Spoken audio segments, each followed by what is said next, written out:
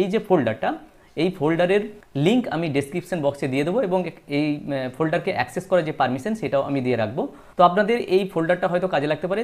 18 years service বেনিফিটের জন্য যে সমস্ত পেপারস ডিআই অফিসে সাধারণত সাবমিট করতে হয়, তো সেই নিয়ে আজকে এই ভিডিও আমি আপনাদের সঙ্গে শেয়ার করতে চলেছি। তো আমি গত বছর আমার স্কুলের দুজন অ্যাসিস্ট্যান্ট টিচারের 18 ইয়ার্স ছিল।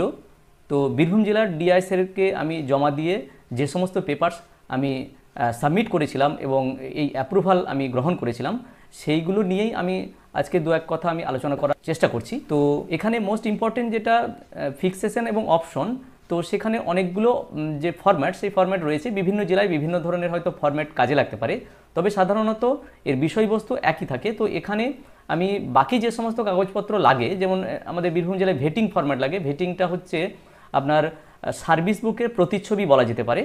তো সেটা যেমন আমাদের এখানে বীরভূম জেলায় লাগে। তো বাকি যে সমস্ত পেপারস রয়েছে, এখানে রিকোয়ার্ড পেপার কী কী আছে সেটা এখানে লিস্ট করা আছে।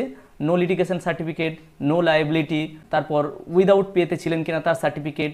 তো এই যে সমস্ত পেপারসগুলো লাগে সবগুলো ডক্স ফাইলে আমি একটা ফোল্ডারে রাখার এখানে চেষ্টা করেছি এবং এই যে ফোল্ডারটা, এই ফোল্ডারের লিঙ্ক আমি ডেসক্রিপশন বক্সে দিয়ে দেবো এবং এই ফোল্ডারকে অ্যাক্সেস করার যে পারমিশন সেটাও আমি দিয়ে রাখবো। তো আপনাদের এই ফোল্ডারটা হয়তো কাজে লাগতে পারে, যেহেতু ডক্স ফাইলে আছে, নামগুলো চেঞ্জ করে আপনারা এটা ব্যবহার করতে পারবেন। তো যদি আমি ভেটিং ফরম্যাটে যাই তাহলে দেখব, তো ভেটিং ফরম্যাট ডক্স ফাইলে এখানে আমার রয়েছে।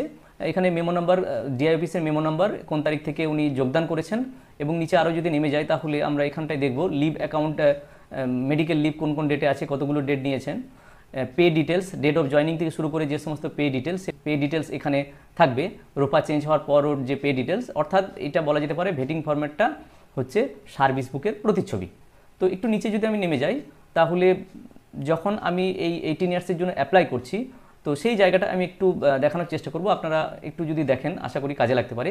তাহলে 1/7/2023 অ্যানুয়াল ইনক্রিমেন্ট হয়েছে 58,600। তো 18 ইয়ার্স বেনিফিট 1 এডিশনাল ইনক্রিমেন্ট নিয়ে 60,400। তো সেই পুরো যে ফিক্সেশনের যে ফরম্যাটটা এখানে আমি লিখেছি এবং এইটাই পরবর্তীকালে সার্ভিস বুকে যখন আমি তুলব তখন এই অংশটাই পুরোটা কিন্তু তুলে দিতে হবে। তবে এই প্রসঙ্গে আরেকটা কথা বলে রাখা ভালো, যে ডিআই অফিস থেকে হয়তো যে সমস্ত পেপারস চাইবে সেখানে up to date service book xerox করা হয়তো লাগতে পারে। আমাদের যেমন বীরভূম জেলায় লেগেছিল, তো সেক্ষেত্রে সার্ভিস বুক যেহেতু অ্যাপ্রুভাল না পাওয়া পর্যন্ত লিখতে পারবো না, সুতরাং আমি যে কাজটা করেছিলাম সার্ভিস বুক ওই অবস্থাতেই জেরক্স করে নিয়েছিলাম ব্ল্যাঙ্ক, তারপর ব্ল্যাঙ্কে আমি ফিল আপ করে জমা দিয়েছিলাম।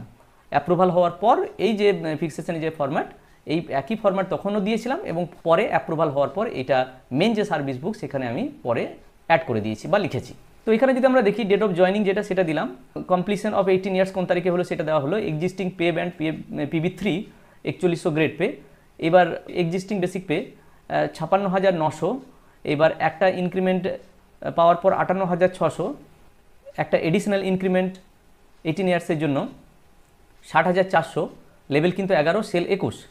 এবার higher pay band in which pay to be refixed PB4 grade pay কিন্তু 4400, আমরা সবাই এগুলো জানি।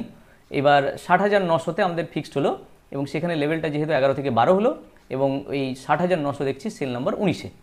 Date of option with effect from 1/7/2023, এটা আমি আগের বছরের জন্য করেছিলাম।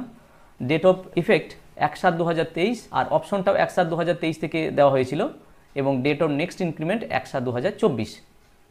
এবার 1/7/23-এ নতুন যে বেসিক দাঁড়ালো 60,900। তো এইটা ভেটিং যে ফরম্যাট সেটা শেষে আমি এটা জুড়ে দিয়েছিলাম, শেষে তো এখানে সিগনেচারগুলো থাকবে। তো এইটা মূল অংশ, এটা হয়তো সব জেলাতে কাজে নাও লাগতে পারে, বীরভূম জেলায় আমাদের সাধারণত এটা লাগে। তো আবারও বলছি, যে সমস্ত পেপারসগুলো সাধারণত লাগে সেইগুলো একটা ফোল্ডারে করে আমি ডেসক্রিপশন বক্সে দিয়ে দেবো এবং তার পারমিশন করার লিঙ্কও আমার দেওয়া থাকবে। আপনারা এটা নিয়ে আশা করি কাজে লাগাতে পারবেন। তো এই পেপারসগুলো যদি কাজে লাগে এবং ভিডিওটা যদি ভালো লাগে তাহলে অবশ্যই লাইক, শেয়ার এবং কমেন্ট করবেন, এবং চ্যানেলে যদি সাবস্ক্রাইব না থাকে তাহলে অবশ্যই চ্যানেলটি সাবস্ক্রাইব করে রাখবেন। সবাই ভালো থাকুন, সুস্থ থাকুন, ধন্যবাদ।